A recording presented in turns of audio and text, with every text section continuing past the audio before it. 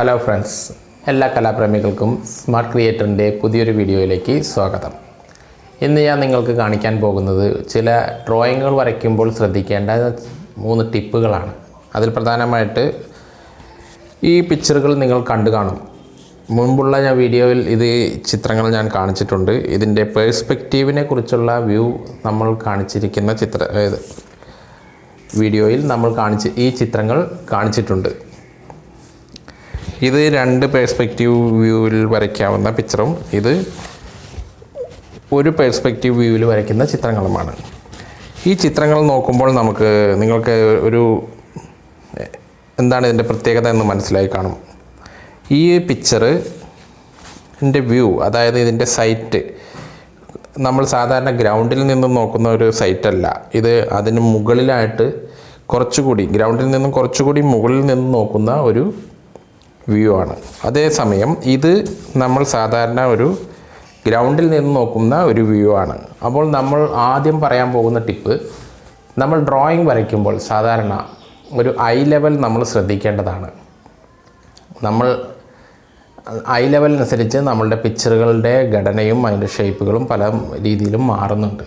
നിങ്ങൾക്കൊരു പിക്ചർ ഇപ്പോൾ കാണാവുന്നതാണ്. അതിൽ ആ പിക്ചർ നോക്കിക്കഴിഞ്ഞാൽ അതിൽ കൃത്യമായി അതിൻ്റെ മാറ്റം നിങ്ങൾക്ക് കാണാവുന്നതാണ്. ഈ 2 ചിത്രങ്ങൾ നോക്കിയാൽ നിങ്ങൾക്ക് മനസ്സിലാകും അതിൻ്റെ ഐ ലെവൽ എങ്ങനെയാണ് നിൽക്കുന്നതെന്ന്. ആദ്യത്തെ ചിത്രത്തിൽ അത് സ്ട്രെയിറ്റ് ആയിട്ട് നിൽക്കുമ്പോൾ ആ ബക്കറ്റ്, ഇതൊരു സിമെട്രിക്കൽ ഒബ്ജക്റ്റാണ്. ആ ബക്കറ്റിൻ്റെ മുകൾ ഭാഗവും അതിൻ്റെ താഴത്തെ വശങ്ങളും എല്ലാം കാണുന്ന വ്യൂവും അത് വരയ്ക്കേണ്ട വശങ്ങളും നിങ്ങൾക്ക് ഇവിടെ ഈ ചിത്രത്തിൽ കാണാൻ മനസ്സിലാവും. രണ്ടാമത്തെ പിക്ചറിൽ ആ സൈറ്റ്, അതായത് കുറച്ചുകൂടി ഹൈറ്റിൽ നിന്ന് നോക്കുമ്പോൾ ആ മുകൾ ഭാഗത്ത് വരുന്ന ഇത് എങ്ങനെയാണെന്നുള്ളത് നിങ്ങൾക്ക് ഇവിടെ കാണാവുന്നതാണ്. ഇപ്പോൾ നിങ്ങൾ കണ്ട ചിത്രത്തിൽ നിന്ന് നിങ്ങൾക്ക് ഐ ലെവൽ എന്താണെന്നും ആ ഐ ലെവൽ അനുസരിച്ച് നമ്മൾ ചിത്രങ്ങൾക്ക് വരുന്ന മാറ്റങ്ങളും എന്താണെന്ന് നിങ്ങൾക്ക് മനസ്സിലായി കാണുമെന്ന് വിശ്വസിക്കുന്നു. ഇനി രണ്ടാമത് ഞാൻ തരാൻ പോകുന്ന ടിപ്പ് എന്താണെന്ന് വെച്ചാൽ, നമ്മളൊരു വസ്തുക്കളെല്ലാം നോക്കി വരയ്ക്കുമ്പോൾ നമുക്ക് സാധാരണ അതിൻ്റെ മെഷർമെൻ്റ് എടുക്കേണ്ടി വരും.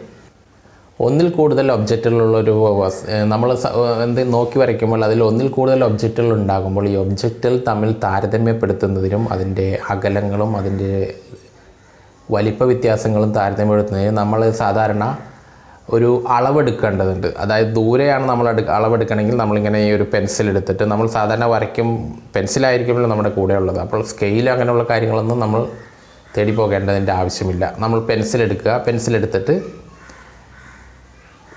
ഇത് നമ്മൾ ഒരു കണ്ണടച്ചിട്ട് ഡിസ്റ്റൻസ്, നമ്മൾ ആ വസ്തുവിനെ നോക്കുക. എന്നിട്ട് അതിൻ്റെ ഡിസ്റ്റൻസ് നമുക്ക് ഇങ്ങനെ ഈ ഫിംഗർ വെച്ച് നമുക്ക് അളന്നെടുക്കാവുന്നതാണ്. അതിൻ്റെ ഒരു ചിത്രം ഞാൻ ഇപ്പോൾ നിങ്ങൾക്ക് കാണിച്ചു തരുന്നതാണ്.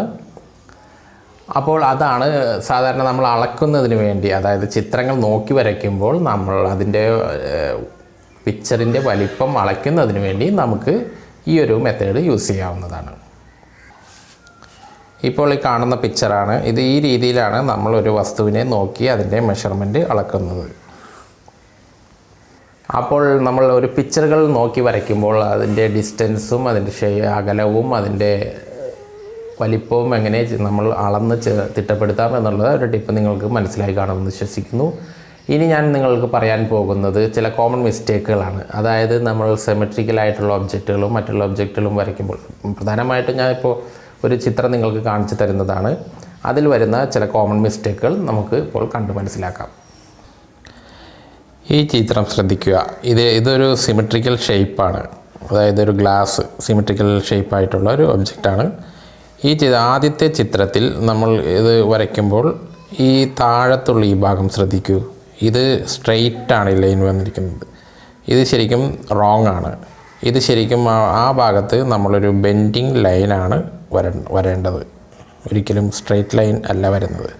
അതിപ്പോൾ കാണിക്കുന്നത് പോലുള്ള ഒരു ബെൻഡിങ് ലൈനാണ് വരേണ്ടത്. ഇനി നമ്മൾ ഈ ഒരു രണ്ടാമത്തെ പിക്ചർ ശ്രദ്ധിക്കുക. ഇതിൽ ആ മുകൾ ഭാഗത്ത് സാധാരണ നമ്മളൊരു വസ്തു നോക്കി വരയ്ക്കുമ്പോൾ അതിൻ്റെ മുകൾ ഭാഗം റൗണ്ടാണെന്നുള്ളൊരു മുൻധാരണ വെച്ച് ചിലപ്പോൾ ചിലർ അത് ഇങ്ങനെ വരച്ചിരിക്കും.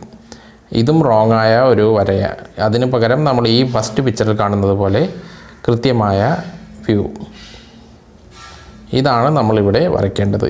ഇതാണ് ഇവിടെ വരയ്ക്കേണ്ടത്. ഇങ്ങനെ ഒരിക്കലും ചില മുൻധാരണകൾ വെച്ച് ആ റൗണ്ട് നമ്മൾ അവിടെ വരത്താൻ ശ്രമിക്കാറുണ്ട്. ഇനി ഈ മൂന്നാമത്തെ ചിത്രത്തിൽ നോക്കിക്കഴിഞ്ഞാൽ നമ്മൾ ഈ രണ്ട് വശത്തും സാധാരണ ഓവൽ വരയ്ക്കുമ്പോൾ രണ്ട് വശത്തും ഒരു എഡ്ജിലേക്കായി കൊണ്ടുവരികയാണ്.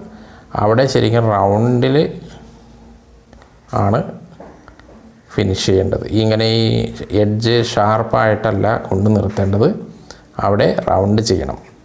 അതേപോലെ നാലാമത്തെ ചിത്രം ശ്രദ്ധിക്കുകയാണെങ്കിൽ ഇവിടെ പാരലായിട്ടാണ് ഈ ലൈൻ പോയിരിക്കുന്നത്. അത് ചില വ്യക്തികൾ അങ്ങനെ വരയ്ക്കുമ്പോൾ ഇത്തരം മിസ്റ്റേക്കുകൾ ചിലർക്ക് സംഭവിക്കാറുണ്ട്. അവിടെയും നമ്മൾ ഈ ആദ്യം കാണിച്ച ചിത്രത്തിലെ പോലെ ഓവൽ ഷേപ്പ് കൃത്യമായി കൊണ്ടുവരാൻ ശ്രമിക്കുക. ഇതാണ് നിങ്ങൾ സാധാരണ ഇത്തരം സിമെട്രിക്കൽ ഷേപ്പുകളൊക്കെ വരയ്ക്കുമ്പോൾ ഉണ്ടാകുന്ന ചില കോമൺ മിസ്റ്റേക്കുകൾ കാണിക്കാനാണ് ഞാൻ ഇത് നിങ്ങൾക്ക് കാണിച്ചു തന്നത്. അപ്പോൾ നിങ്ങളിപ്പോൾ ഈ കണ്ട ചിത്രത്തിൽ നിന്ന് നിങ്ങൾക്ക് അത് സംഭവിക്കാവുന്ന കോമൺ മിസ്റ്റേക്കുകൾ മനസ്സിലായി കാണുമെന്ന് വിശ്വസിക്കുന്നു. ഇതേപോലുള്ള ഒബ്ജക്റ്റിൽ, അതായത് സിമെട്രിക്കൽ ഷേപ്പാണിത്, ഇതേപോലുള്ള ഒബ്ജക്റ്റിൽ വരയ്ക്കുമ്പോൾ നിങ്ങൾ ഈ മിസ്റ്റേക്കുകൾ വരാതെ ശ്രദ്ധിച്ച് നിങ്ങളത് നന്നായി വരയ്ക്കാൻ ശ്രമിക്കുക. ഇന്ന് ഞാൻ കാണിച്ചു തന്ന ഈ വീഡിയോ നിങ്ങൾക്ക് ഇഷ്ടപ്പെട്ടെങ്കിൽ ഷെയർ ചെയ്യുക, ലൈക്ക് ചെയ്യുക. ഇഷ്ടപ്പെട്ടില്ലെങ്കിൽ ഡിസ്ലൈക്ക് ചെയ്യുക. അതേപോലെ നിങ്ങളുടെ സപ്പോർട്ട് എനിക്ക് ആവശ്യമാണ്. അപ്പോൾ നിങ്ങൾ സബ്സ്ക്രൈബ് ചെയ്ത് നിങ്ങൾ സഹായിക്കുക. ഈ വീഡിയോ ആദ്യമായി കാണുന്ന വ്യക്തികൾ ഇതേപോലുള്ള മറ്റുള്ള വീഡിയോകൾ നിങ്ങൾക്ക് എൻ്റെ മുമ്പ് ഞാൻ അപ്ലോഡ് ചെയ്തിട്ടുള്ള വീഡിയോകൾ കാണുന്നതിന് വേണ്ടി നിങ്ങൾ എൻ്റെ ചാനൽ സബ്സ്ക്രൈബ് ചെയ്യുക. അപ്പോൾ നമുക്ക് നല്ലൊരു വീഡിയോയുമായി വീണ്ടും കാണാം.